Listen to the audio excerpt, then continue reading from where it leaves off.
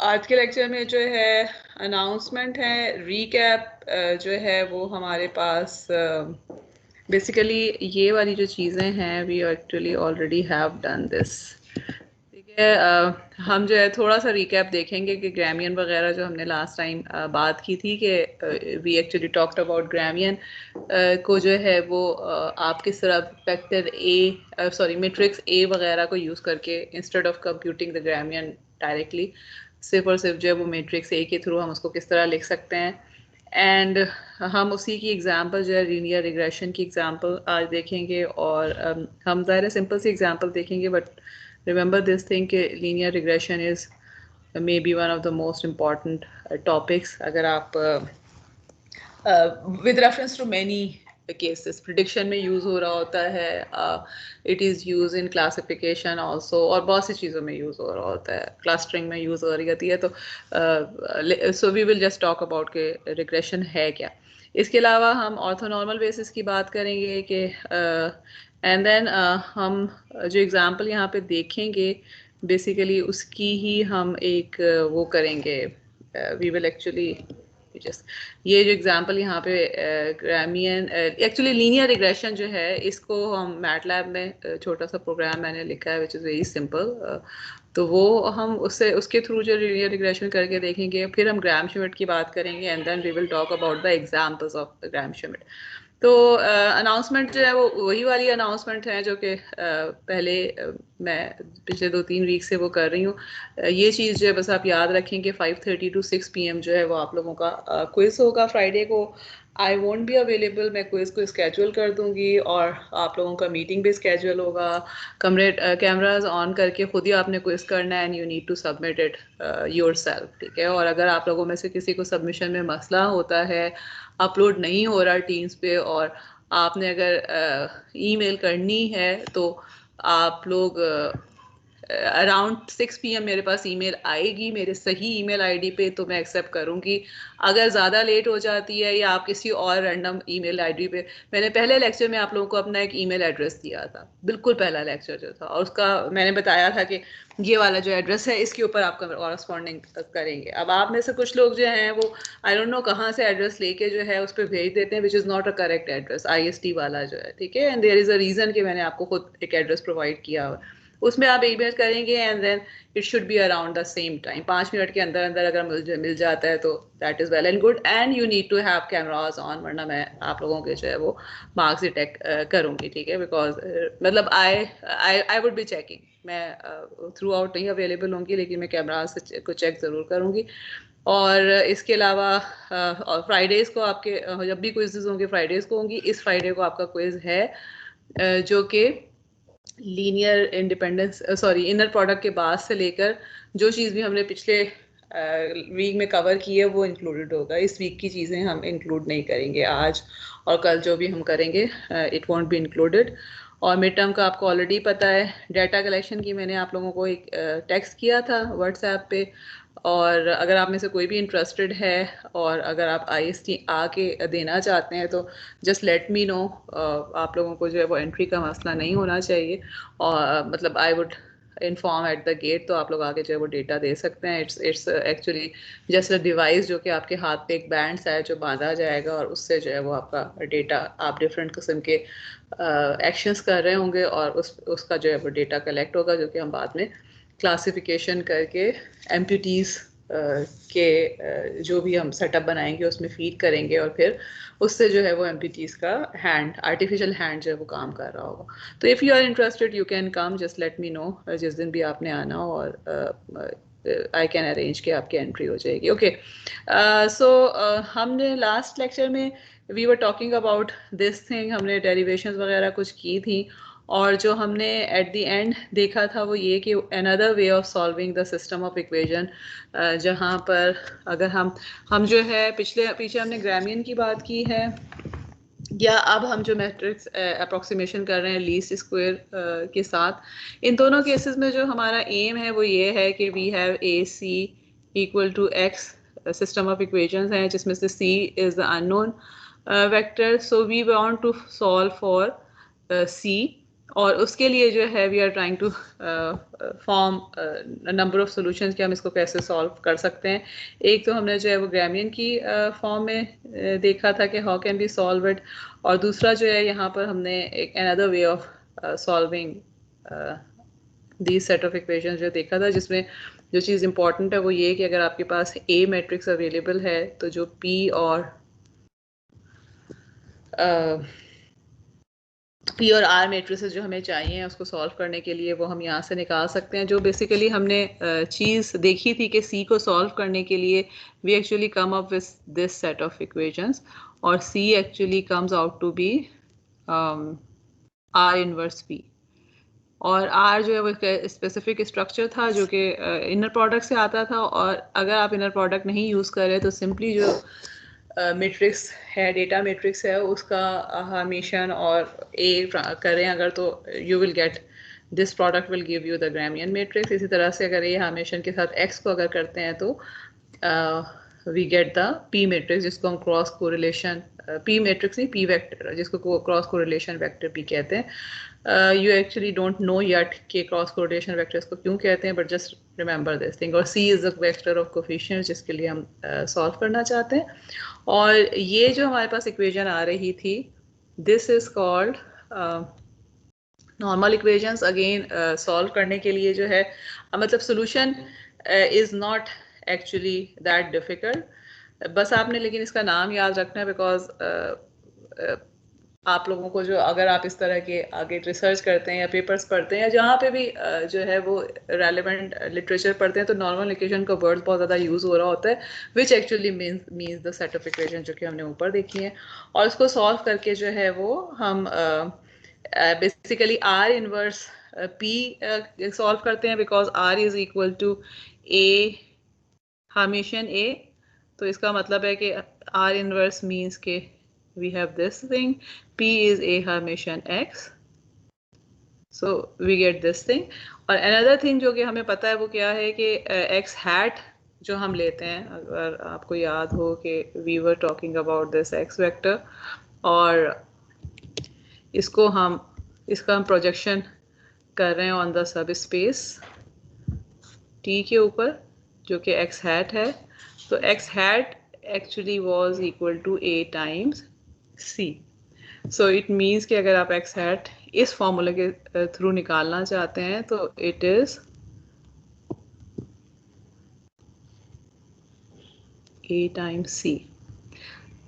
ये why is this important equation, because यहाँ से हमें सिर्फ ये पता सॉरी ए टाइम्स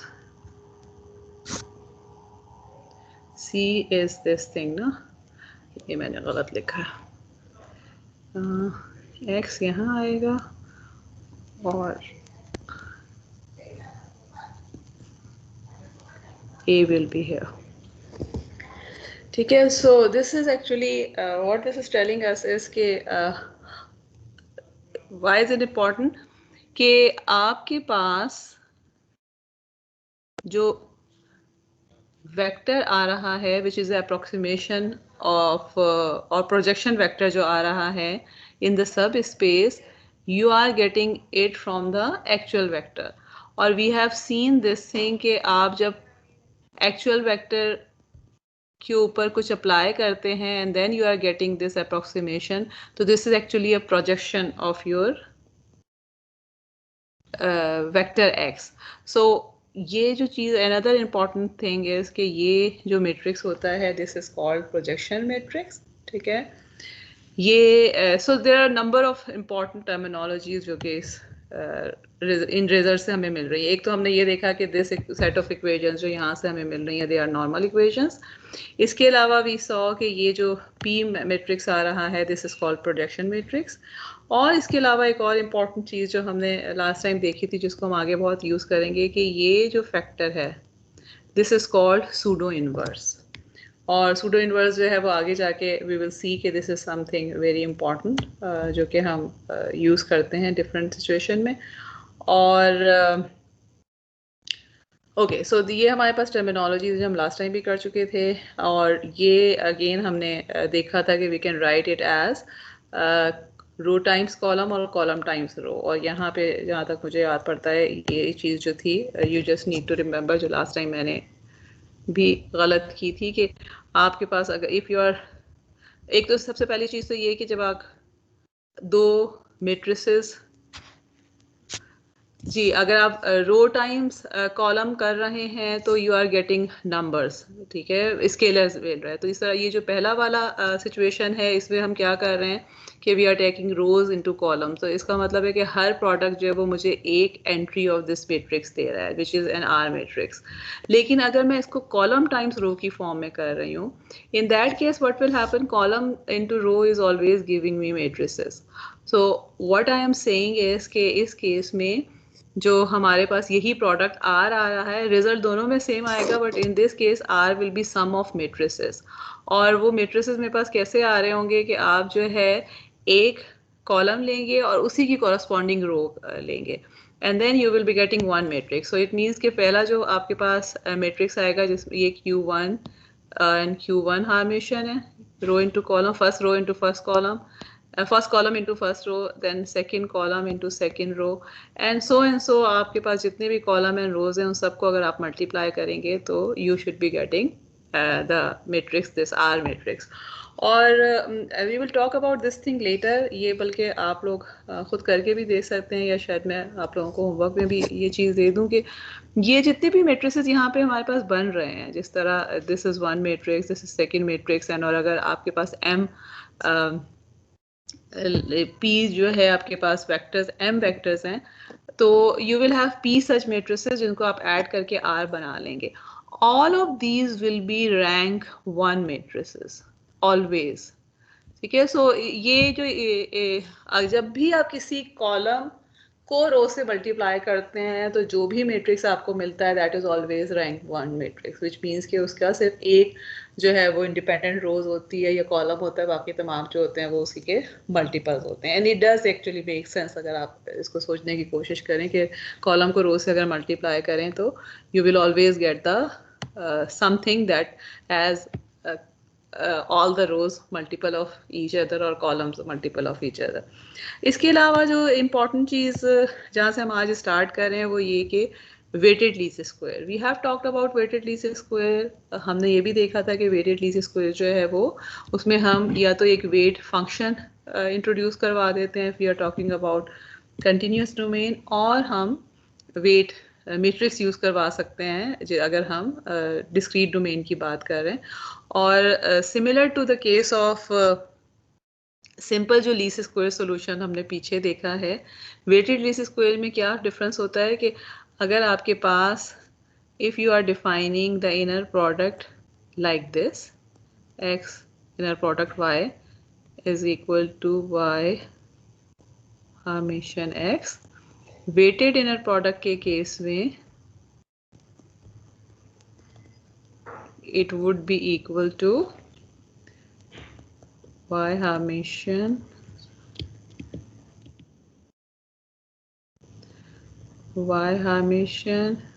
wx, ठीक है। एंड वेयर w जो है वो हम नॉर्मली इस केस पे जो है वो डायगनल भी हो सकता है, नॉन डायगनल मैट्रिक्स भी हो सकता है, ठीक है। इट डिपेंड्स कि आप किस तरह से जो है वो वेट को डिफाइन करना चाह रहे हैं। और इस केस में सो फॉर्मूला जो C का होगा it will change like this if we are talking about weighted least square. तो ये हमें नज़र आ रहा है कि सिर्फ क्या हो रहा है कि आप जो P और R को कंप्यूट कर रहे थे, instead of computing just with A, we have introduced the weight vector in between also. और रिमेंबर दिस थिंग, हम जो है वो C हमेशा निकालना चाह रहे होते हैं जिससे एरर मिनिमाइज हो जाए, ठीक है। हमारे पास जो एरर हमारे पास किस तरह आता है, वी नो कि okay let me actually this is something important कि हम क्या निकालना चाह रहे हैं x, लेकिन हमें एक जो एक्चुअली चीज़ मिल रही है that is x hat which is in the subspace. So it, in other words, what we are saying is कि x is equal to x hat plus some error, or error is equal to x minus x hat, and we can write it like this. Least squares problems हम इसको क्यों कहते हैं, because हम error का जो norm square होता है उसको नॉर्मली मिनिमाइज करना चाह रहे होते हैं, यानी लेंथ ऑफ द एरर जो है इसको हम मिनिमाइज करना चाह रहे होते हैं। और इस केस में so if you have the weighted least square, तो एरर में भी जो आपके पास वेटेड लीस्ट स्क्वायर किधर था, यस, सो वेटेड लीस्ट स्क्वायर की अगर हम बात करेंगे तो जो एरर हम निकाल रहे हैं उसमें भी आपके पास जो है वो सी जो यूज़ हो रहा होगा that would be obtain from the formula of weighted least square. जो चीज़ हमें याद रखने की ज़रूरत है वो ये कि हम सूडो इनवर्स के थ्रू जो भी सोल्यूशन निकाल रहे हैं, यानी इस फॉर्मूले से जो सोल्यूशन निकाल रहे हैं, it would be the best solution या it would always give us the minimum error। ठीक है, ये चीज़ जो है फिलहाल मतलब हम इस कोर्स में जो है और कुछ नहीं पढ़ेंगे कि what are the ways of reducing the error, और एरर को जो है मिनिमाइज करने के लिए आप स्टेप बाय स्टेप उसमें किस तरह पहुंच सकते हैं। For us we just remember this thing कि हमने जो ये सोल्यूशन निकाला है आर की टर्म में निकाला है या ए हार्मेशन इन्वर्स करके निकाला, ए हार्मेशन ए इन्वर्स करके निकाला है। दोनों सिचुएशन में जो सी की हम वैल्यू निकाल रहे हैं दिस इज सच अ सी कि उस सिनेरियो में it will give us the minimum error. So this error जो भी मेरे पास ये स्क्वायर है, लीस्ट स्क्वायर इसको इसीलिए कहते हैं कि ये एरर जो है उसका स्क्वायर, उसका नॉर्म स्क्वायर जो है वो लीस्ट इस केस में हमें मिल रहा होता है। तो these are called least square solution, क्योंकि इसमें जो है वो C is computed using a pseudo inverse या ग्रामियन मैट्रिक्स जो है, और इनकी कैरेक्टरिस्टिक इस तरह की हैं। अच्छा जी, let's come to the example. Example के लिए जो है ये थोड़ा सा लास्ट टाइम जो है वो हमने इसको स्टार्ट ज़रूर किया था but we couldn't finish it. Linear regression की एग्जांपल जो है इसकी, लेट्स सपोज कि I have a set of, I have a data set, और मेरे पास जो डेटा सेट है वो इस तरह से है कि आई एम गिवन, बहुत सिंपल सा है कि I am given the height and weight of the students है, या किसी भी जो है ना नंबर ऑफ किसी भी जगह की जो है पॉपुलेशन की वेट एंड हाइट दी हुई है। अब मेरे पास हाइट यहाँ पर है and I am plotting weight है, और जिसको जो है मैं ये भी कह सकती हूँ कि वेट और हाइट के बजाय हम इसको एक्स और वाई कोऑर्डिनेट से भी रिप्रेजेंट कर सकते हैं। आई कैन से, जिस मैं इसको सिर्फ इसलिए इस तरह लिखना चाह रही हूँ because this is how I have defined the vectors in here, और ये मेरा ख्याल है मैंने आपकी बुक से एग्जांपल ली हुई है। So you should be able to see this, chapter 3 में ही होगी ये example.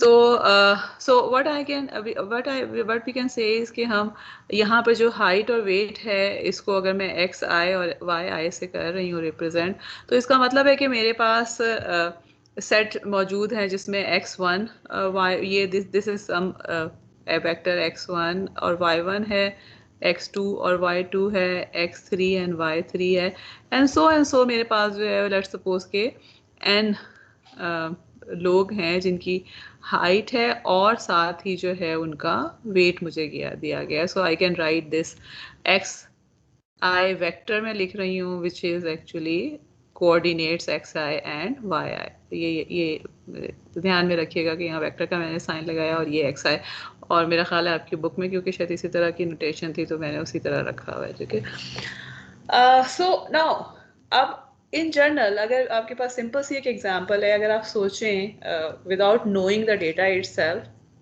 So you would actually realize कि अगर हाइट और वेट एक्चुअल लोगों का दिया गया हो आपको, तो normally it would B scattered like this कि अगर मेरे पास कोई छोटी वैल्यू है हाइट की तो मोस्ट प्रोबेबली उसका वेट भी कम होगा। ठीक है, जैसे जैसे हाइट बढ़ती जाती है तो देयर इज चांस के वेट भी जो है वो ज़्यादा होगा। ठीक है, बट डेफिनेटली इसमें कोई रिलेशनशिप नहीं है। देयर इज़ अ पॉसिबिलिटी कि आपके पास जो है किसी की हाइट कम है मगर उसका वेट ज़्यादा है, या किसी की हाइट ज़्यादा है और उसका वेट जो है वो कम है। So what we are saying is कि आपके पास इस तरह से स्कैटर्ड जो है वो पॉइंट्स हो सकते हैं, और जाहिर है कि जितना आपके पास ज़्यादा डेटा अवेलेबल होगा उतने ही ये पॉइंट्स ज़्यादा होंगे।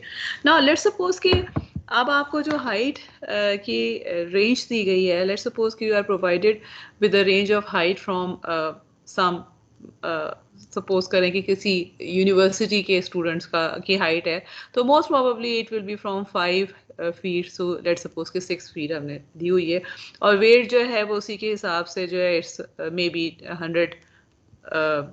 100 पाउंड से लेकर जो है वो 200 पाउंड तक है, या 150 पाउंड तक है, इस तरह से वेट है डिस्ट्रीब्यूटेड। एंड सपोज करें कि यू वांट टू नो कि अच्छा अगर किसी की हाइट 6.1 हो जाती है, 6 फीट 1 इंचेस हो जाती है, तो उसका वेट क्या होना चाहिए।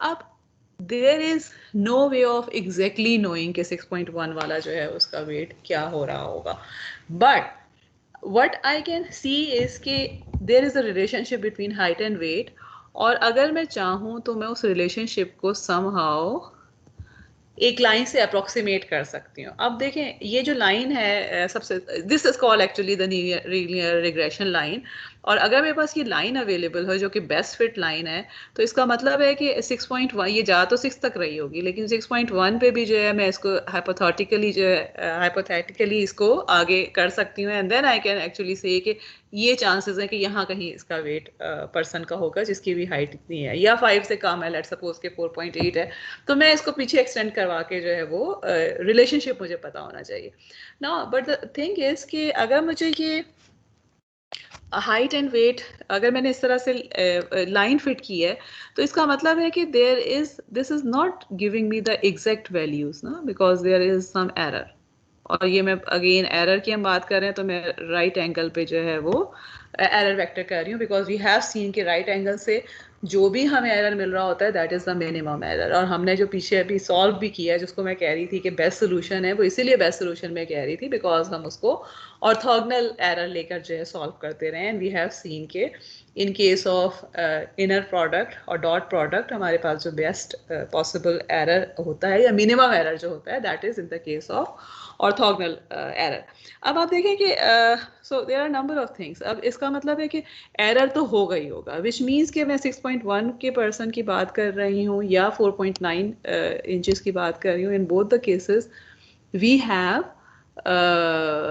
an approximation, I can just say कि about this much होगा, अदर बट ये कि एग्जैक्टली जो है वो वी कैन नॉट से, सो this is called kind of prediction. और ये सिर्फ इस केस में तो ज़ाहिर है ये बहुत ही सिंपल सी एग्जांपल है, लेकिन we actually do it a lot of time. For example मेरे पास अगर डेटा मौजूद है, फ़र्ज़ करें कि किसी एज का डेटा मौजूद है और वहाँ से मेरे पास जो आगे जो डेटा है वो अल्जाइमर्स के बारे में इंफॉर्मेशन मौजूद है कि इस एज से इस एज तक के लोग हैं, अल्जाइमर है कि नहीं है, है कि नहीं है, है कि नहीं है। So I have just to kind of this, और अगर मैं उसको कहीं पे प्लॉट कर देती हूँ and then I can just see कि अच्छा कोई रिलेशनशिप है और मैं कोई लाइन फिट कर सकती हूँ, तो वी कैन से कि अच्छा एज अगर इससे ज़्यादा होगी तो अल्जाइमर होने के कितने चांसेस है, कम होगी तो कितने चांसेस है, and so there are number of things के जिससे मतलब बहुत ज़्यादा रिग्रेशन जो है वो यूज़ होता है।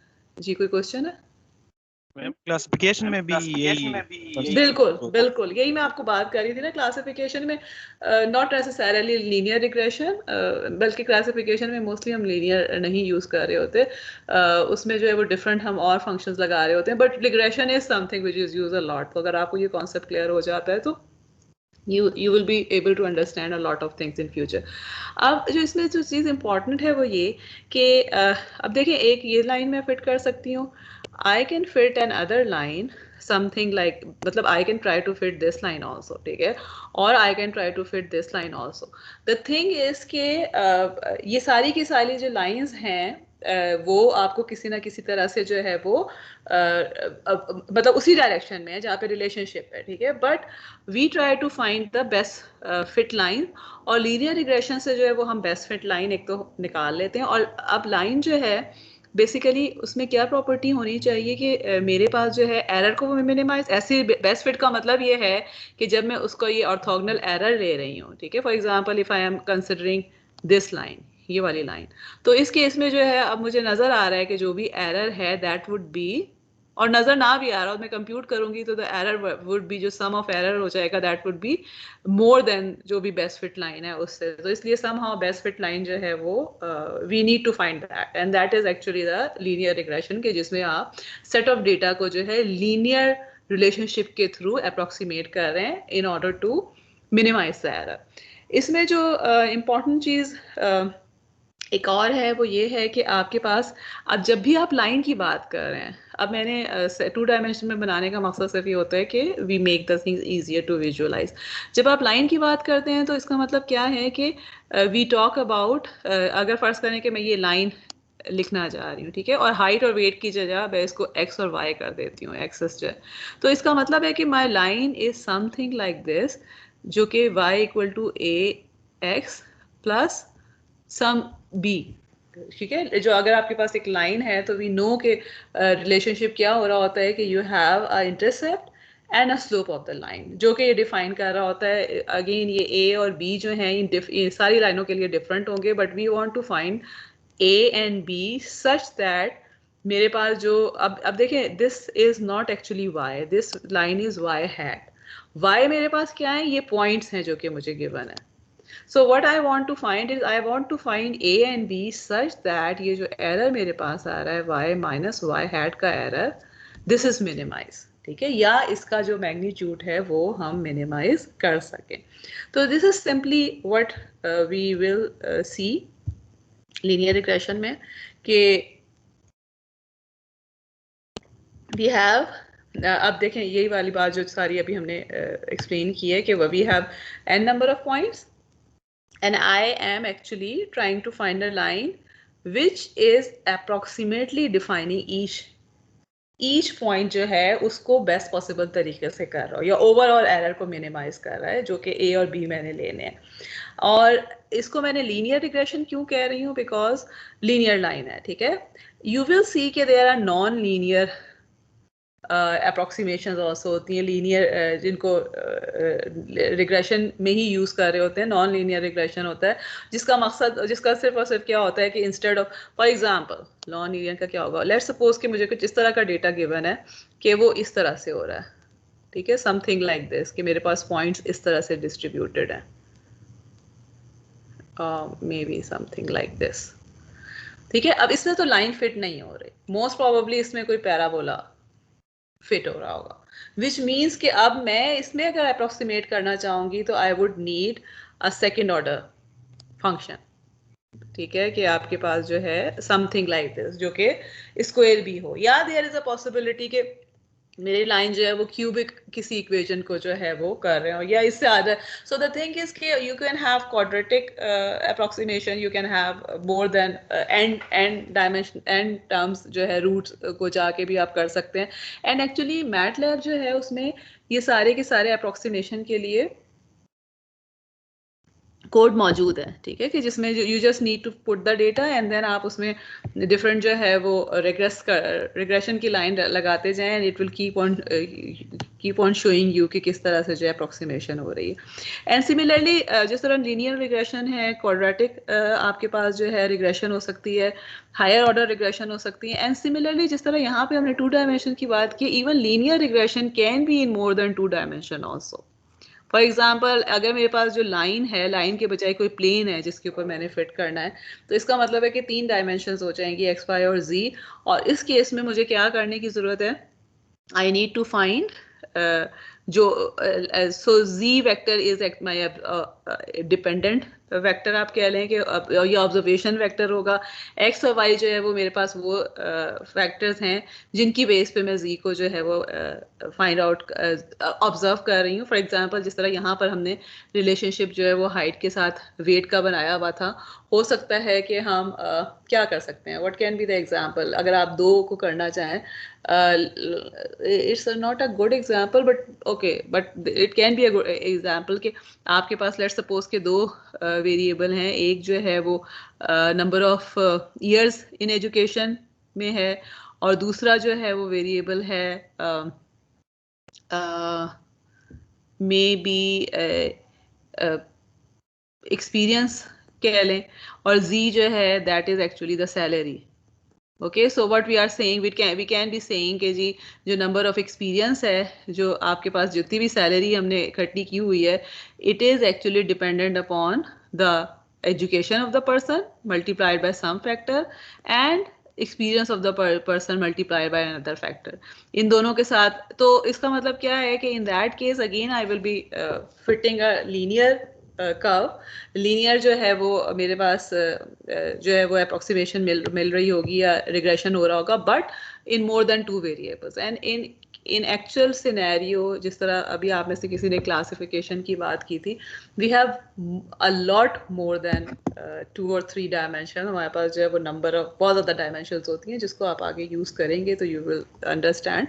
लेकिन ये कि उसमें basic concept remain the same, कि आपके पास जो है वो you have an observation data, you have some other data sets and you want to actually figure out कि वो जो है relationship किस तरह से है, और आप उसकी बेस पे जो है वो फर्दर क्लासिफिकेशन या प्रिडिक्शन इस तरह कैसे कर सकते हैं।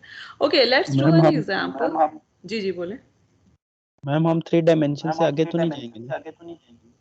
हम तो 3 में भी नहीं जाएंगे मतलब अभी तो फिलहाल हम 2 की बात करेंगे, लेकिन ये कि जाहिर है अगर देखें 3 डायमेंशन से आगे आप सिर्फ उस सिचुएशन में हम इस कोर्स में जा सकते हैं अगर मैं आपको असाइनमेंट दूं। ठीक है, असाइनमेंट में जो है I can give you something complicated, क्योंकि आपके पास टाइम होता है करने के लिए। लेकिन ये कि क्लास में या इवन एग्जाम्स वगैरह में मैं कभी भी जो है ना बहुत ज़्यादा कॉम्प्लिकेटेड कंप्यूटेशन नहीं देती। मेरे एग्जाम्स, अभी आपको आइडिया हो जाना चाहिए अभी क्विज़ेस वगैरह से भी, कि वो फोकस कर रहे होते हैं आपकी सिर्फ इस पे कि आपको समझ में कितना आया हुआ है, कॉन्सेप्चुअल होते हैं। ठीक है, मतलब मुझे इस चीज़ से, और इसीलिए जो है मैंने आप लोगों को कभी भी ये नहीं कहा कि आप नोट्स अपने बंद करके एग्जाम करें और कुछ इस तरह की, because I don't actually care. मुझे सिर्फ ये होता है कि आप समझ में अगर आया हुआ है तो यू कैन डू इट, और एग्जाम भी इसी तरह के होंगे, तो इसमें कंप्यूटेशन में आपको इतना ज़्यादा करने की ज़रूरत नहीं पड़ेगी एटलीस्ट इस कोर्स के अंदर जो। ओके चलें, हम लेट्स डू एन एग्जाम्पल। सबसे पहले जो हम इसको फॉर्मुलेट करते हैं कि इसको हम सॉल्व कैसे करेंगे, जो सिस्टम ऑफ इक्वेशन अगर हम लीनियर रिग्रेशन के थ्रू अप्रोक्सीमेशन फाइंड आउट करना चाहते हैं, and then we will do an example. तो okay, so let me write it here. So what we are saying is कि हमारे पास we have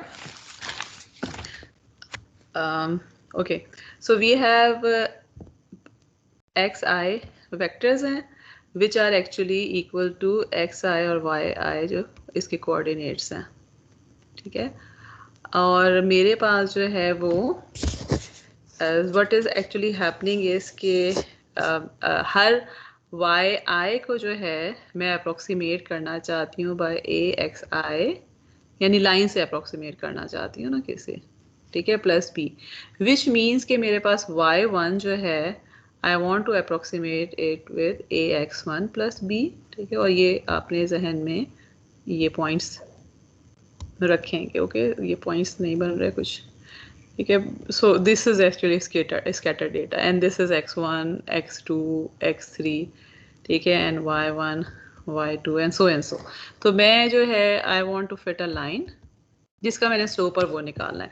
so it means कि आई want to find यानी slope और आपके पास जो इंटरसेप्ट है वो तो सेम ही होगा, सिर्फ ये होगा कि हर x जो है वो जाके उसके कॉरस्पॉन्डिंग y पे मैं मैप करवाना चाह रही हूँ या अप्रोक्सीमेट करवाना चाह रही हूँ। So y1 is approximately equal to this, y2 would be approximately equal to this, and so अगर मेरे पास n पॉइंट्स हैं तो yn would be approximately equal to plus b. और इसको जो है मैं अगर फर्दर वेक्टर्स की फॉर्म में लिखना चाहूँ, मैट्रिक्स और वेक्टर की फॉर्म में, then I can write it as, let me,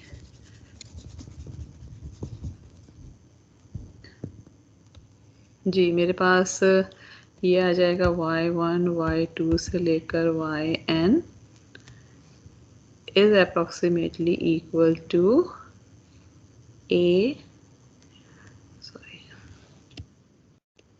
x1 x2 xn 1 1 1 times a और b। सही लिखा है, x1a plus b। Okay, so this is actually n by 2, नहीं गलत लिखा है मैंने।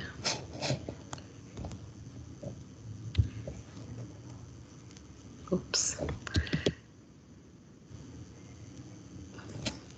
जी, एंड दिस शुड बी 2/1, सो मेरे पास n/1 है and this is n/1. Okay, so या इन अदर वर्ड्स मेरे पास जो सेट ऑफ इक्वेशंस आ जाती हैं लीनियर, ठीक है. So this is actually, this is what we have actually return.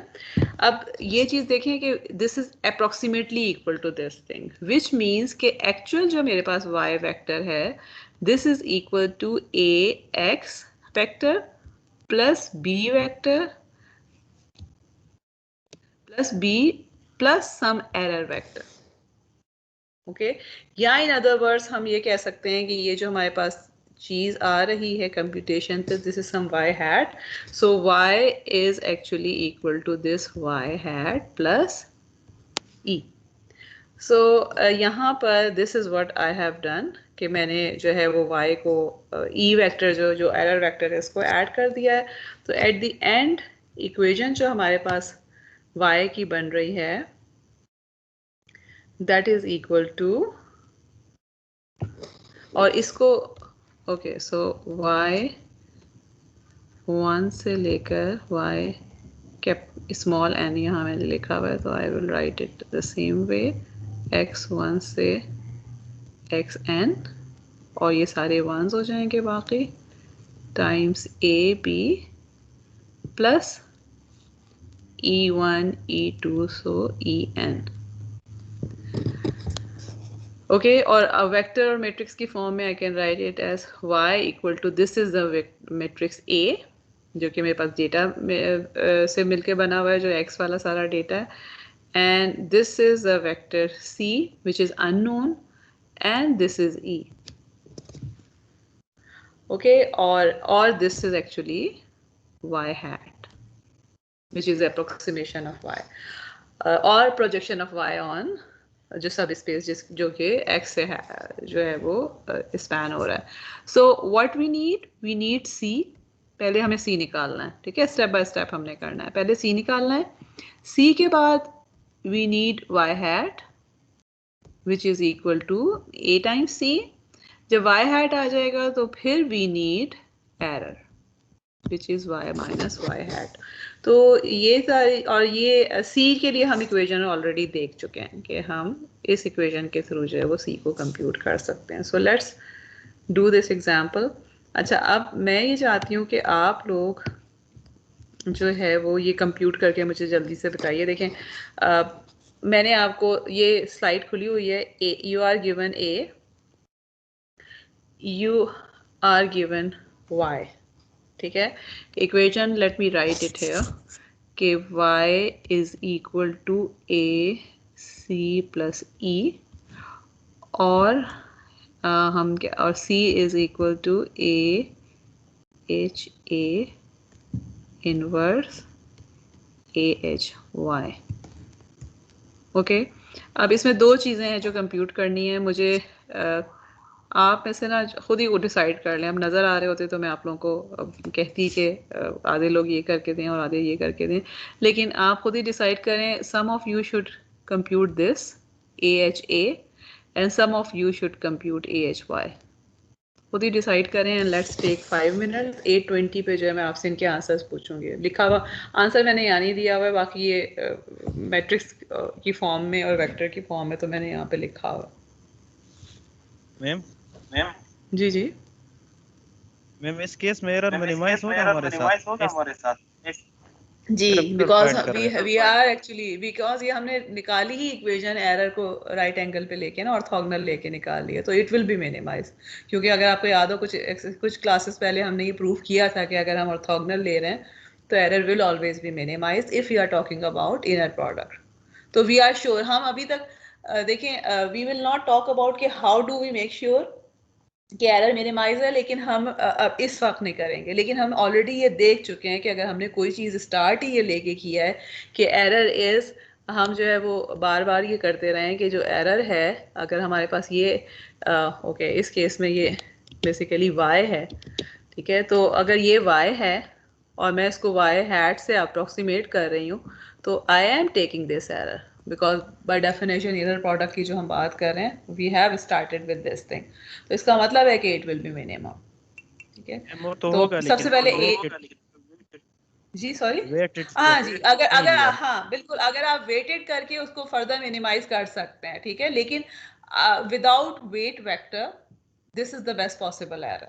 या आप ये कह लें कि जो इससे मुझे लाइन मिलेगी ना, वाई हैड जो मुझे लाइन दे रहा होगा रिग्रेशन की, that is the best possible line. ठीक है, चलें आप जल्दी से करके मुझे बताइए क्या आता है। ए एच वाई और ए एच ए।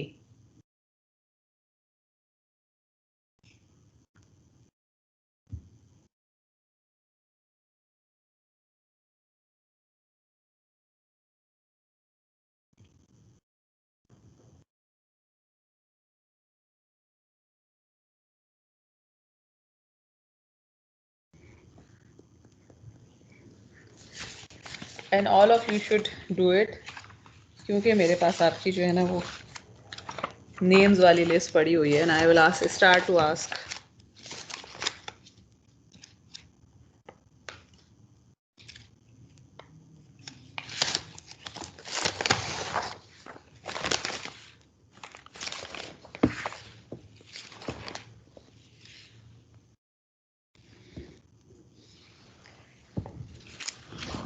ओके जी, वी हैव 2 minutes, 2 minutes के बाद I will start to ask it.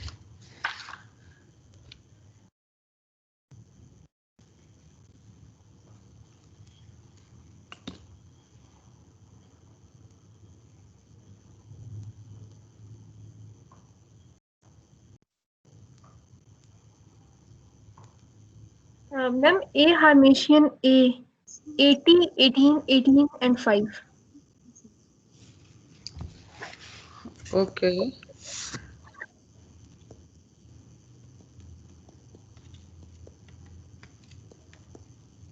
Eighteen No, ma'am, 80. 80 80. 18 Yes.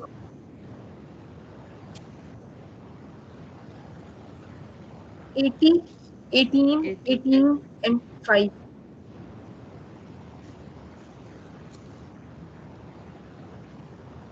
Ji, anyone else? किसी ने ए एच वाई मैम निकाला है?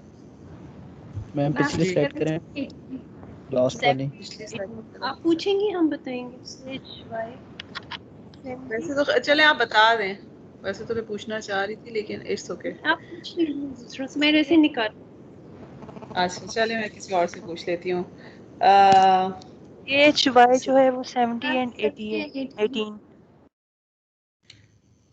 ओके, 16 एंड 18 नहीं है, 60 एंड 18। 70 और हमजा 19 है मैम। 70 और 9 18। मैं a h 70 ma'am a initial as जो है मैं वो 80 18 18 5 है। ठीक है, वो तो हो गया। और ए एच वाई जो है, हमजा लतीफ हैं कि ये छोड़ तो नहीं गए कहीं? तो आप जी नहीं, हैं कि नहीं है? आवाज नहीं आ रही। अच्छा जी, मैम 7 यासिर हैं? मुझे अब ये भी नहीं पता ना कि आप में से कितने लोग, मेरे पास रजिस्टर्ड स्टूडेंट जो हैं मुझे लगता है वो सारे के सारे होते भी हैं। सिराज हैं आज क्लास में?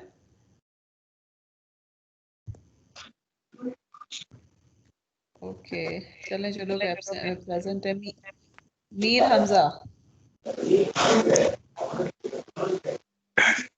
मैं वो पहले मैंने ए हरमिशियन ए निकाला, मैं अभी निकाल रहा हूं मैम जो अच्छा चलें, ए। ये हमेशा ये निकाल दिया आपने, चलें ठीक है। अब आगे किससे पूछ? हमजा लतीफ यहाँ नजर तो आ रहे हैं, वो हैं किधर? ओके जी, रयान आप बताएंगे? मैम ए एच 70 वाई और आपने 19, बताया? 70 और 70 और 19। 19। ओके, जीशान ये सही बता रहे हैं कि नहीं? मैम आया तो मेरा जैसे ही, लेकिन आई डोंट नो, मैंने भी कैलकुलेशन किया। क्या मतलब? इन जैसे का क्या मतलब है?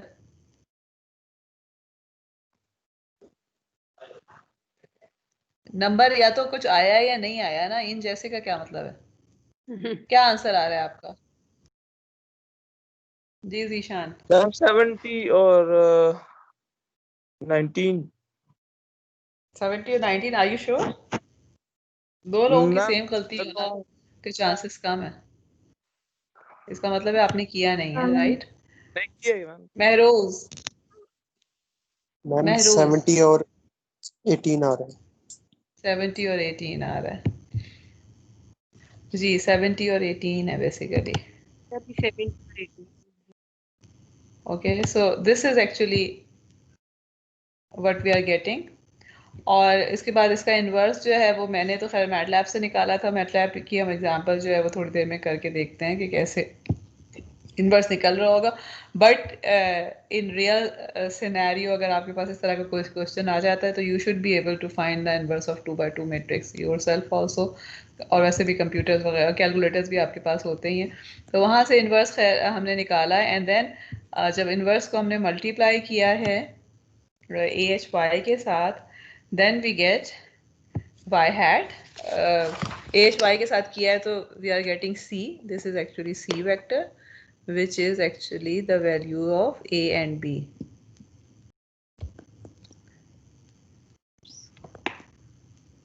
A and क्या हो रहा है?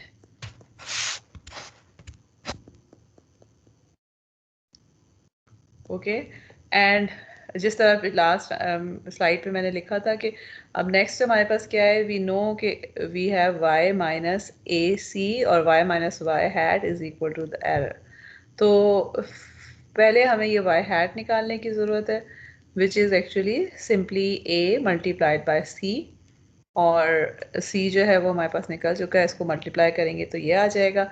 एंड देन एरर में जो है we are actually taking the difference of these two vectors, और this is the error vector. और एरर वेक्टर का नॉर्म लेने के लिए जो है we will just take the square of each and every item and then square root लेके square कर लेंगे। बेसिकली स्क्वायर रूट नहीं लेंगे बिकॉज नॉर्म का स्क्वायर हम यहाँ पे कंप्यूट कर रहे हैं। अच्छा, जिस तरह भी किसी ने थोड़ी देर पहले वो किया था, मेंशन किया था कि हम वेटेड लीस्ट स्क्वायर्स भी कर सकते हैं, in which case what we can do is के हमने एक वेट वेक्टर डिफाइन किया है, और अगर मैं इस तरह से लिख रही हूँ डायगोनल के साथ, देन इट मीन्स के this weighted vector is actually equal to 10 10 10 1 and 1, और बाकी तमाम ज़ीरोज़ हैं ऊपर भी और नीचे भी जो है, ठीक है। And so this is how we are defining it. There is no reason कि बाकी मैंने ज़ीरोज़ क्यों रखे हुए हैं, एंड फिलहाल we can not go into the detail of that because that is something जो कि एट द मोमेंट आप लोगों के जो स्कोप से बाहर है। लेकिन ये कि we can define vector matrix W के डिफरेंट जो भी आपके पास जो नंबर्स हैं, जो भी इसकी एंट्रीज हैं, we can define them based upon different scenarios. तो for the time being we are just assuming कि ये हमारे पास वेट वेक्टर है, तो इस केस में जो चीज़ चेंज हो जाएगी, this formula would not change. आपके पास error vector would still be the same thing, यानी y minus AC. The thing that will change is how we compute this vector C। जब हम C को कंप्यूट करेंगे तो उसकी बेस पे जो है वो ऑटोमेटिकली एरर चेंज हो जाएगा। Okay, let me just do the MATLAB, और उसके बाद जो है आई विल, मैंने कहाँ किया ये वाले। अच्छा, आपके नोट्स में मैंने ये कॉपी पेस्ट की हुई है, जो ये वैसे खैर बहुत आसान है। बेसिकली मैंने यही एग्जांपल जो है इसको किया हुआ है जो हमने क्लास में किया है अभी, और you can actually, you should actually try to change this thing कि आपको कोड क्योंकि मिला हुआ है, आप A और Y जो है अभी मैंने सिर्फ 5 पॉइंट्स ही लिए हैं जो कि क्लास वाले पॉइंट्स हैं, because I just wanted to tally के आंसर जो है वो सही आ रहे हैं कि नहीं। लेकिन ये कि आप जो है आई वुड एडवाइस कि आप A और Y जो है उनको चेंज करके and then try to just play with this code. आपके पास कोड अवेलेबल है तो आपको सिर्फ डेटा चेंज करने की ज़रूरत है। मगर for the time being let's see के हमारे पास जो है वो किस तरह से जो है ये कोड काम कर रहा है। Let me just clear everything.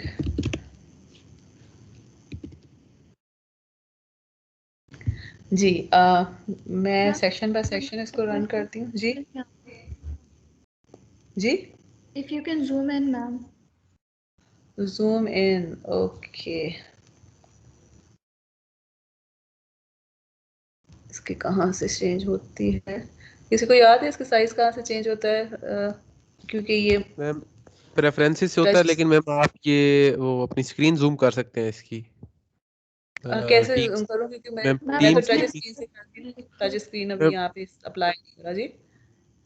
मैं वैसे प्रेफरेंसेस में जाके मैम ये फ़ॉन्ट चेंज होता है, लेकिन अगर हम अपनी इसकी टीम्स की स्क्रीन जूम कर लें तो बेहतर है मैम, वो हो जाता है। टीम की स्क्रीन्स, अच्छा टीम की मैम स्क्रीन वो जूम हर होगा। बंदा खुद कर सकता है। अच्छा, आप अपनी खुद कर सकते हैं। हाँ, तो यस आप मैम। अपनी कर लेंगे। तो नॉर्मली जो टच स्क्रीन से करती हूँ तो वो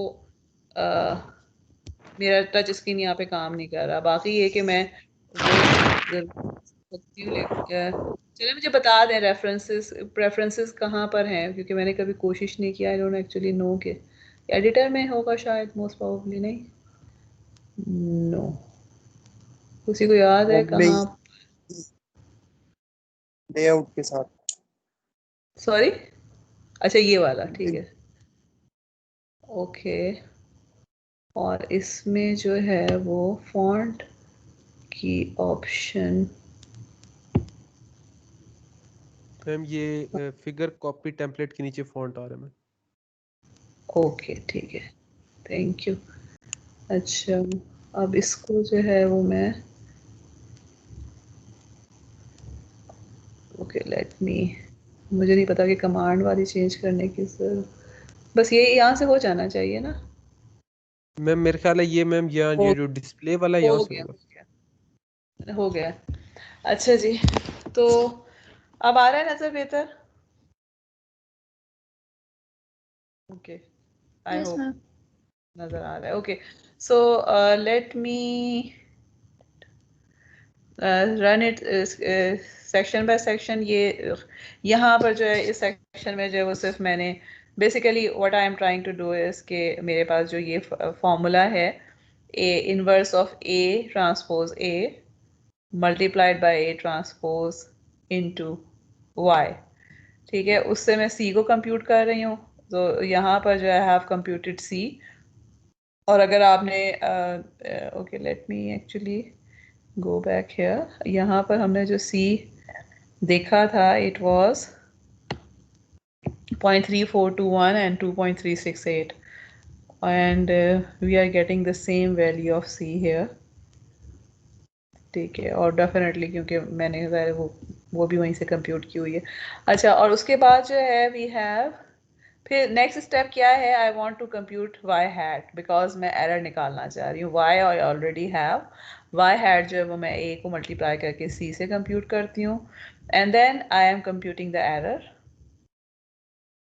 ठीक है। मेरे पास जो ये एरर वेक्टर आ जाता है। और उसके बाद actually let me try to plot this.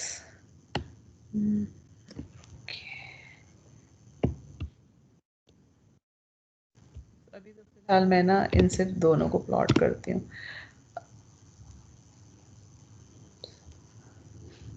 Okay, so this is actually, these are जो स्कैटर्ड पॉइंट है मेरे पास सिर्फ 5 पॉइंट्स हैं जो कि नज़र आ रहे हैं। और ये जो रेड लाइन है दिस इज़ द लाइन जो कि बेस्ट पॉसिबल फिट है, ठीक है। और इसमें जो है वो बेसिकली अगर मैं परपेंडिकुलर जो ऑर्थोगोनल इसके वैल्यूज़ लेना शुरू करूं कंप्यूट करके, तो वहाँ से मुझे जो भी वैल्यू, अगर आप ये ग्रिड लाइन को समहाउ काउंट कर सकें और खुद मैनुअली करके देखना चाहें कि ग्रिड जो है वो कितना डिफरेंस डिफाइन कर रहे हैं, तो यू विल सी के it will come out to be the same thing जो कि एरर हमें यहाँ पे मिला हुआ है।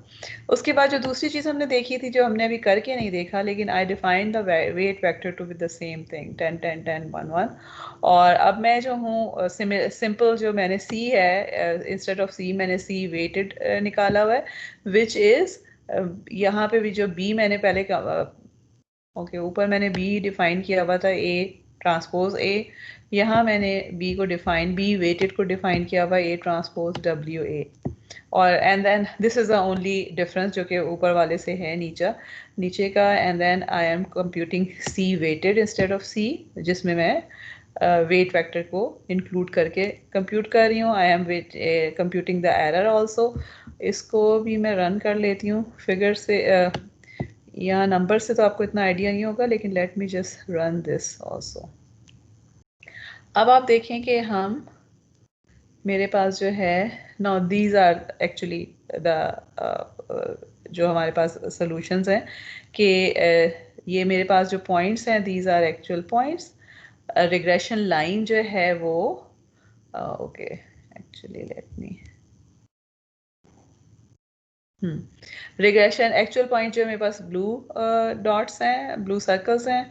रिग्रेशन लाइन जो है वो रेड वाली लाइन है और वेटेड रिग्रेशन लाइन जो है वो ब्लू वाली लाइन है। एंड यू कैन सी के वेट वाले जो लाइन है उसकी वजह से आपके पास जो फिट है वो चेंज हुआ है because of the weight. I am not sure कि ये बेहतर है, क्योंकि देखने में तो लग रहा है कि मे बी बिकॉज ये वाला पॉइंट जो है वो बिल्कुल इसके पास से गुजर रहा है, ये वाला बिल्कुल इसके ऊपर मौजूद है, ये वाला पॉइंट जो है इसका भी एरर कम हुआ है। But I am not sure कि बाकियों के एरर जो है वो जिस तरह इसका एरर, इस वाले पॉइंट का एरर वी कैन सी के रेड लाइन से कम है as compare to blue line. So we are not sure कि वेट की वजह से जो है वो ओवरऑल एरर कम हुआ है या ज़्यादा हुआ है। बट द थिंग इज़ के वेट की वजह से जो रिग्रेशन लाइन है, जो भी बेस्ट फिट लाइन थी, it can B change based upon कि आप वेट को कैसे डिफाइन करते हैं। एंड डेफिनेटली एक्चुअल सिनेरियो में अगर आप काम करते हैं इसके ऊपर, तो you would want to have the weights in such a way के एरर मिनिमाइज हो रहा हो। बट अगेन मैं बार बार ये एग्जांपल दे रही होती हूँ कि error depends upon your data, कि आप किस चीज़ को एरर कह रहे हैं। कुछ डेटा सेट्स में जो है, अगर मैं अपने काम से रेलेवेंट डेटा सेट्स की बात करूं तो कुछ केसेस में जो स्पाइक्स होते हैं they are good.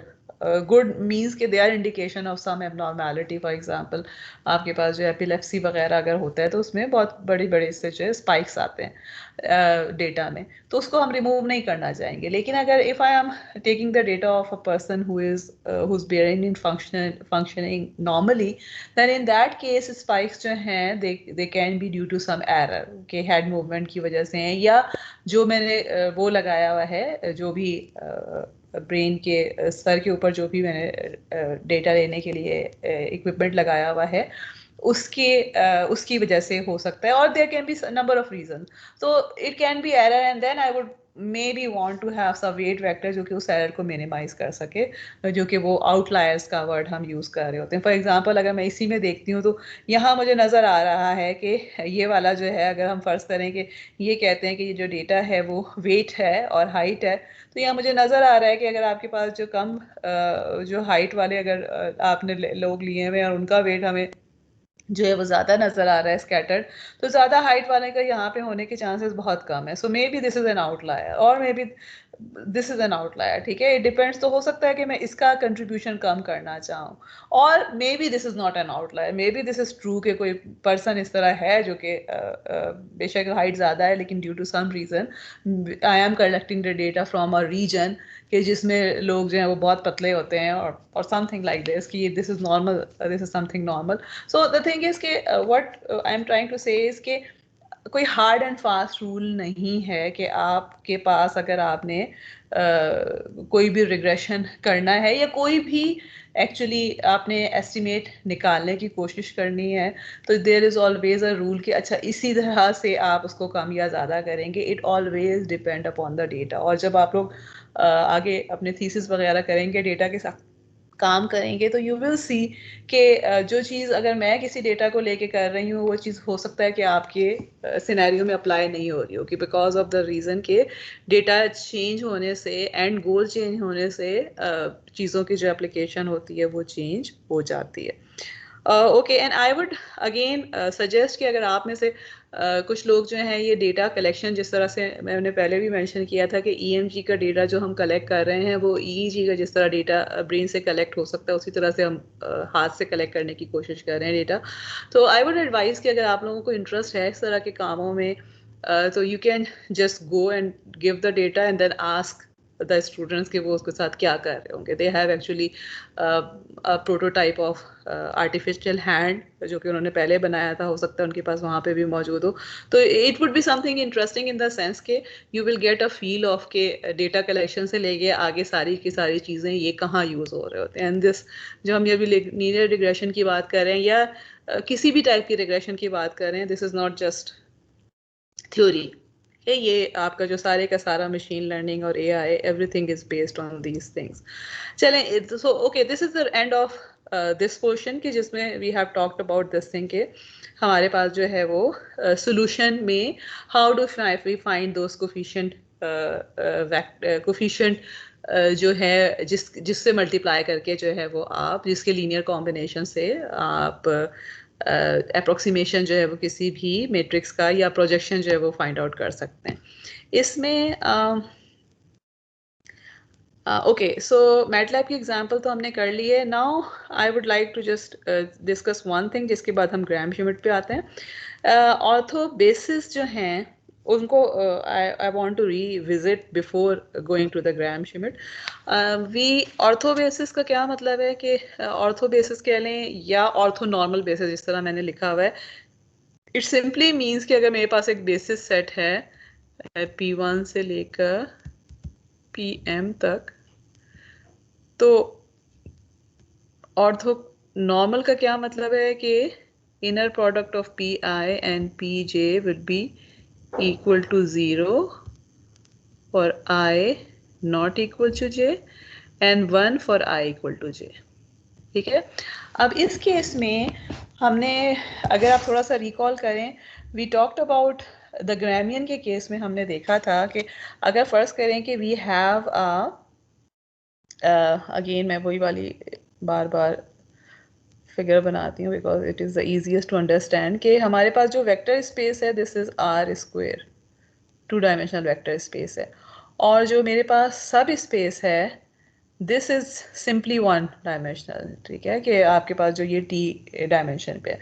And what we are saying is कि लेट्स सपोज कि मेरे पास जो है वो अगर मैं इसी को फर्दर एक्सपैंड करना चाहूँ तो आई कैन से कि मेरे पास जो वेक्टर स्पेस है वो बहुत हायर डायमेंशन में है, और T जो है वो मेरे पास इस तरह से है कि उसके जो बेसिस वेक्टर्स हैं दे आर P1 से लेकर सम PM तक मेरे पास बेसिस वेक्टर है। ठीक है, और अब X जो है this belongs to S and T is a subset of S। So again जो बार बार हम कर रहे हैं, we have been talking about this thing कि X हैट हम निकालेंगे because we don't have the basis vector for the whole S vector space, बल्कि हम उसको सब स्पेस का बेसिस वेक्टर है, तो हम X हैट निकालेंगे। ठीक है, which is the linear combination of इसके basis vector.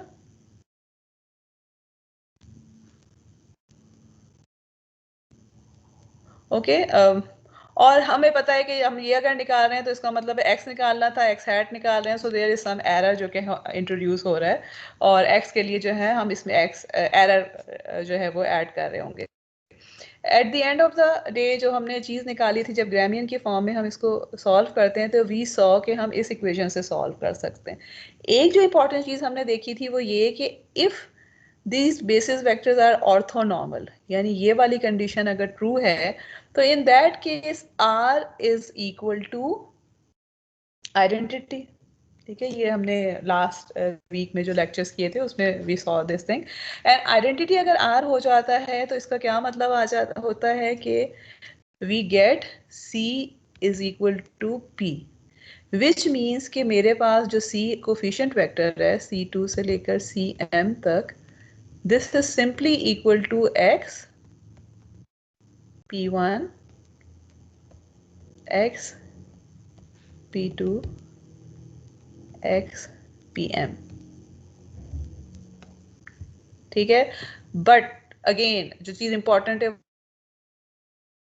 all the p's are orthonormal, most important जो कि हम ये चीज हम कर उसी वक्त सकते हैं। इसका मतलब है कि C1 is equal to X P1 inner product, C2 is X P2 inner product, and CM is X PM inner product. So what will be X hat?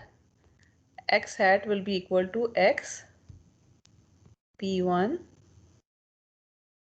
times P1। ठीक है, X hat अगर आपको याद हो मैंने पीछे लिखा था,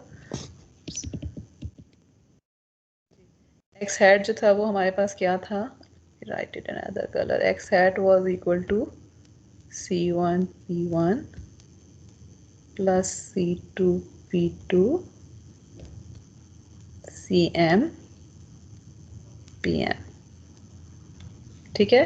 सो अब C की जगह जो है मुझे नजर आ रहा है कि अगर ऑर्थो बेसिस है तो इसका मतलब है XP1 XP2 आ रहा है।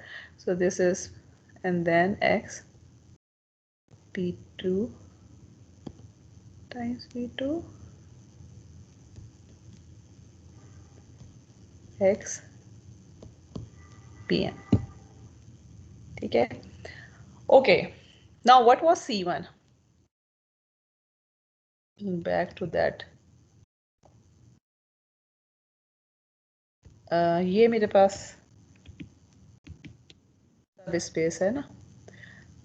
C1 क्या है? दिस लेंथ, यानी x हैट, जहां पर मेरे पास ये देखें, I have x here. Okay, let me make another figure. मेरे पास आई हैव x हेयर और ये सब स्पेस है जिसमें x हैट है। C1 इज दिस थिंग, ये जो लेंथ है ना, जो length of this vector x जो है, दिस इज एक्चुअली C1। अगर मेरे पास जो है वो दिस इज C1, अगर टू डायमेंशन होता, अगर जो सब स्पेस था वो 2 डायमेंशनल होती, तो इसका मतलब है कि C1 C2 जो है एक x डायरेक्शन में होता, दूसरा जो है वो y की डायरेक्शन में हो रहा होता, जबकि आप z की डायरेक्शन में कोई भी वेक्टर है जिसको आप अप्रोक्सीमेट कर रहे हैं। So what we are saying is कि मेरे पास जो है, अगर मैं ये इक्वेशन इस तरह से मेरे पास आ गई है, so this is actually the coordinate. Okay, this is an important point कि अब मुझे जो है देखें यहाँ पे जो C1 अगर मैंने इस तरह से, ये this is the length C1 and what is this is actually the, अगर मैं इसको ट्रायंगल कंप्लीट कर देती हूँ, दिस इज वेक्टर x जो मेरे पास ये वाला है।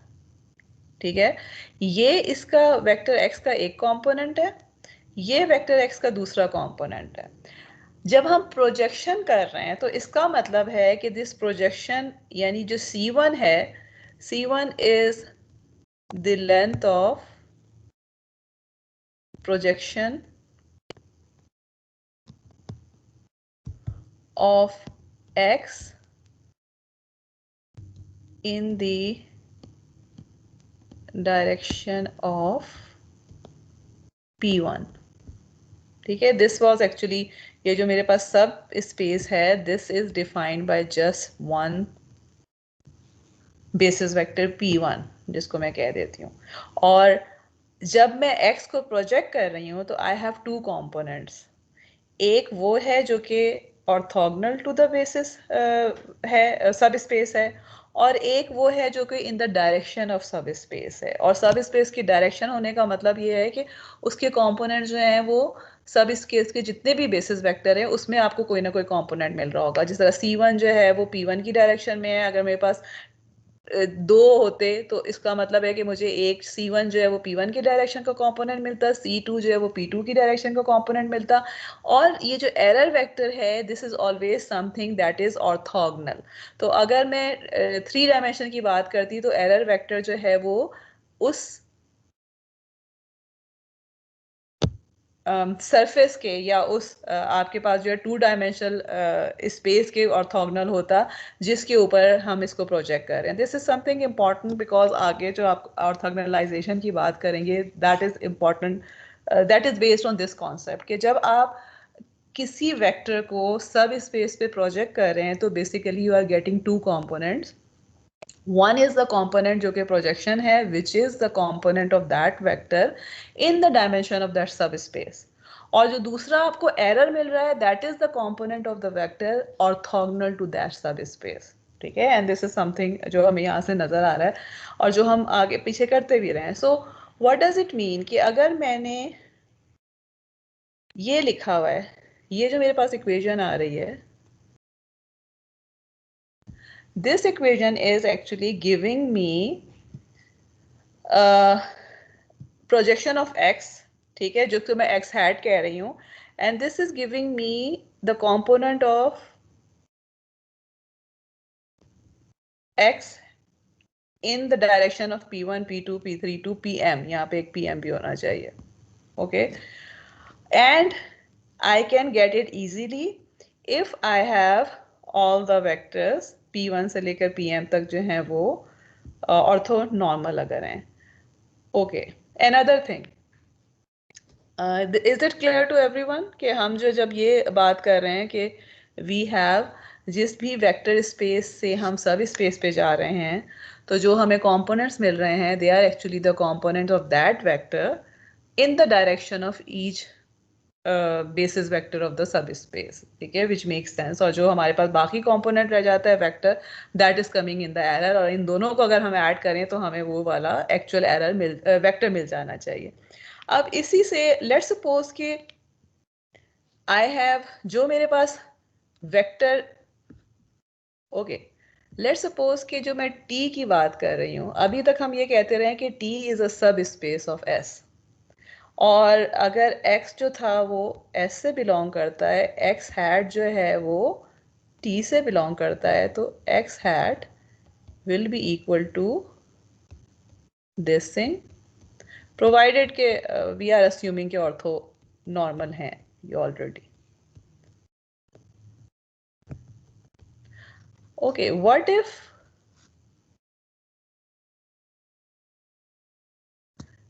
t is actually equal to s? ठीक है, या in other words what we are कि मुझे जो बेसिस वेक्टर मिले हुए हैं वो सब स्पेस के बेसिस वेक्टर नहीं है, बल्कि जिस वेक्टर स्पेस की हम होल की बात करें उसके बेसिस वेक्टर हैं. तो इसका क्या मतलब है कि this x hat is actually x itself, right? Because आपके पास जो है, अब हम एक्चुअली इसका क्या मतलब है, what I am trying to say, इसके अगर मैं इसी की बात करती हूँ तो इंस्टेड ऑफ ये कि मुझे सिर्फ एक p1 मिला हुआ हो, मुझे दो वेक्टर्स मिले हुए हैं p1 एंड p2. ठीक है, which are spanning the whole S. तो इसका मतलब है कि अगर मैं किसी x को लेती हूँ विच बिलोंग्स टू S, तो I can write this x as c1 p1 plus c2 p2 without any error, because अब मुझे बेसिस वेक्टर मिले हुए हैं. और इसको अगर आप सोचते हैं तो just think about it like जो सेकंड 2 डायमेंशन में हम अगर p1 जो है वो मैंने ये कह दिया कि 1 और 0 मुझे मिला हुआ है, और p2 जो है वो 0 और 1 है, तो आई नो कि मैं 2 डायमेंशन की कोई भी वेक्टर जो है अगर a और b है, I can write it as a times 1 0 plus b times 0 1, which is actually c1 p1 plus c2 p2. Okay, अब what is this a? This is the component of x in the direction of p1. B, what is b? B is the component of x in the direction of p2. So what does it mean कि अगर मुझे किसी vector space के तमाम basis vectors मिले हुए हैं तो ये फॉर्मूला जो है this is giving me the vector in terms of its component in each and every direction. ठीक है, और ये एग्जांपल, इस एग्जांपल से ये चीज़ आपको जो है वो क्लियर हो जानी चाहिए. ठीक है, कि अगर मैं एक वेक्टर x को जो है a टाइम्स i लिखूं प्लस b टाइम्स j लिखूं, तो a और b जो है they are actually the components of that vector in the direction of i and j. और so what we can say is कि this formula can be called as a reproducing formula, which is saying कि आप उसके component से vector को कैसे extract कर सकते हैं. अगर कंपोनेंट्स गिवन है, बेसिस वेक्टर गिवन है, एंड यू नो कि द बेसिस वेक्टर और ऑर्थोनॉर्मल बेसिस वेक्टर, तो सिंपली इस फॉर्मूला के थ्रू आप उस वेक्टर को दोबारा से वेक्टर बना सकते हैं. ठीक है, और इस फॉर्मूला के थ्रू आप वेक्टर के कंपोनेंट्स निकाल सकते हैं in each and every basis vector. और दूसरी चीज़ ये है कि अगर आपको जो है पूरा का पूरा वेक्टर स्पेस का बेसिस नहीं मिले हुए हैं बल्कि सब स्पेस के बेसिस वेक्टर्स मिले हुए हैं, then in that case we can find the component of that vector in the subspace by using the same formula. जो कि ये दोनों चीज़ें जो है वो बहुत इंपॉर्टेंट है, बिकॉज आगे जो हम टॉपिक करने जा रहे हैं उसमें ये दोनों की दोनों चीज़ें यूज़ होंगे. सो this is what we have talked about कि अगर हमारे पास ऑर्थोनॉर्मल बेसिस हैं मैंने रिविजिट यहाँ पे क्यों किया हुआ है, because this is one of the most important thing कि अगर ऑर्थोनॉर्मल हैं तो हमारे पास ज़िंदगी कितनी आसान हो रही है हमारी, कि अगर हम उसको प्रोजेक्ट कर रहे हैं in a subspace, then we get the component of the vector in the subspace के हर डायमेंशन में। और अगर हमारे पास जो है होल वेक्टर स्पेस का बेसिस सेट मौजूद है, then in that case we are getting a formula जिससे हम उसको कंपोनेंट्स में लिख सकते हैं या उसके थ्रू रिप्रोड्यूस कर सकते हैं। ठीक है, okay, now let's briefly go to the Graham Schmidt के क्या होता है। बाकी जो है वो हम डिस्कस तो इसको कल ही कर पाएंगे, बिकॉज ऑफ द रीज़न के अभी हमारे पास इतना टाइम नहीं बचा। यहाँ तक अगर कोई क्वेश्चन है, कोई कन्फ्यूजन है तो पूछ लीजिए, बिकॉज ग्राहम श्मिट में ये चीज़ हम यूज़ कर रहे होंगे। ओके, नहीं, ओके, चलें, so let's move to the Graham Schmidt.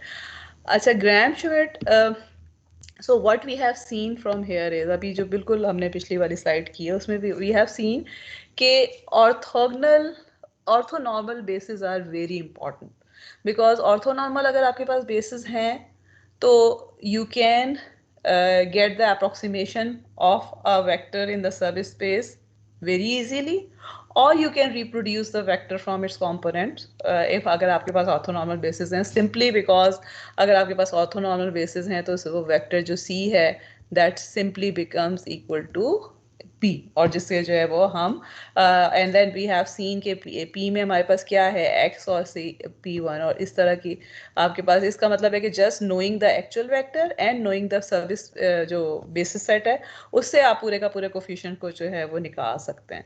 So in other words, because it is so important कि ऑर्थोनॉर्मल बेसिस की वजह से जो है हमारे पास चीज़ें इतनी आसान हो जाती हैं, so we always want to have orthonormal basis set. और अगर ऑर्थोनॉर्मल नहीं भी है कोई बेसिस आपके पास तो we want to make it orthonormal, and here is where the Graham Schmidt comes. Graham Schmidt orthogonalisation जो है वो आप यकीनन आपने लीनियर अलजेब्रा में सब लोगों ने पढ़ी होगी कि करते कैसे हैं, ठीक है, but now you will understand के व्हाट इज़ हैपनिंग जब आप उसका, जो हम ये बात करते हैं कि जी इसके डायरेक्शन में ले रहे हैं, इसके ऑर्थोगोनल में ले रहे हैं, और फिर अगला वाला उसके भी ऑर्थोगोनल है, और फिर अगला वाला उसके भी ऑर्थोगोनल है। So what actually is the thing that we are talking about, and this is not the only way of orthogonalisation. इसके अलावा भी मेथड हैं, I will try to give you in the assignment 1 और 2 method जो कि आप खुद करके देखेंगे, but this is the most widely use method जो कि हम यूज़ करते हैं in order to orthogonalise non orthogonal vectors. और इस जगह पर हम इसको इसलिए डिस्कस कर रहे हैं बिकॉज हम बहुत डिटेल में देख चुके हैं कि ऑर्थोनॉर्मल होने के फ़ायदे बहुत ज़्यादा हैं। So Graham Schmidt, so the issue is के we have number of basis sets, number of basis vectors which may not be orthogonal, ठीक है, और हम क्या करना चाहते हैं कि we want to find an other set of bases such that span change नहीं हो रहा, ठीक है, जो आपके पास अगर P1 से लेकर Pm तक बेसिस वेक्टर्स थे तो जो वो स्पेस स्पैन कर रहे थे वही स्पेस जो है वो स्पैन हो रही चाहिए, लेकिन your set of vectors should be orthonormal, ठीक है, जबकि P के ऊपर जो वो कंडीशन कोई भी ऑर्थोनॉर्मल की नहीं थी। ओके, आई थिंक 5 मिनट्स हैं, 5 मिनट्स में मेरा नहीं ख्याल कि मैं कुछ खास एक्सप्लेन कर पाऊँगी, सो लेट्स स्टॉप हेयर, और इसको जो है वो फिर कल हम इंशाल्लाह यहीं से स्टार्ट करेंगे। अगर मेरा ख्याल है कि कोई क्वेश्चन फ़िलहाल तो हो नहीं सकता इससे, बिकॉज अभी हमने इसको डिस्कस नहीं किया है, ठीक है। कल भी हमारी जो है वो 6 to 7:30 क्लास है। अच्छा, आप लोग मुझे ये बताइएगा, आपकी ट्यूसडे को क्लास तो नहीं हो सकती ना किसी टाइम पर, राइट? यानी आज वाली क्लास जो है, अभी तो खैर मैं मंडे वाली क्लास कर ले रही हूँ ना, लेकिन ये कि वैसे अगर हम करने की कोशिश करें मंडे और ट्यूसडे, इज़ इट पॉसिबल, या ट्यूसडे एंड वेडनेसडे साथ साथ अगर मैं करने की कोशिश करूं, पॉसिबल है कि नहीं? मैम ट्यूसडे को तो हमारी 2 क्लासेस होती हैं।